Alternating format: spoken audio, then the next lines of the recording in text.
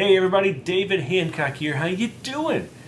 You know, one thing I promised myself years ago, especially more recently when I started to do these videos, is I would never talk politics. It just wasn't something that we thought we'd have to do here at the office. But the time has come. It's time for me now to share some political wisdom with you, or share some political advice, or whatever you might want to take it.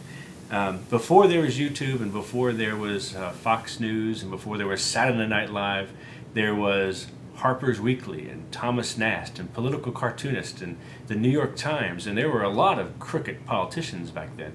In fact, a recent book just released called Doomed by Cartoon: How Cartoonist Thomas Nast and the New York Times Brought Down Boss Tweed and His Ring of Thieves by John Adler. A fantastic book about Thomas Nast and his political cartoons and how it actually affected political history and got rid of some of the scandalous, corrupt politicians of the day. Great book. You should pick it up and take a look at it right now. Whether you are into politics or just history, I think you'll love it. In fact, the book was recently reviewed, actually this week, by the New York Times. In fact, the New York Times shares with us that the caricatures of the papers of Thomas Nast actually remind us that both the campaigns and the political commentary have, for the most part, gotten tamer, if you can imagine that.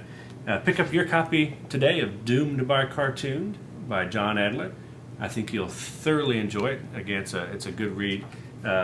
Close to 265 pages, but explains and goes through all the famous political cartoons of the day in great detail.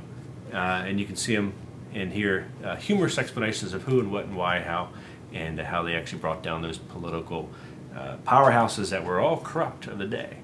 Enjoy. Thanks.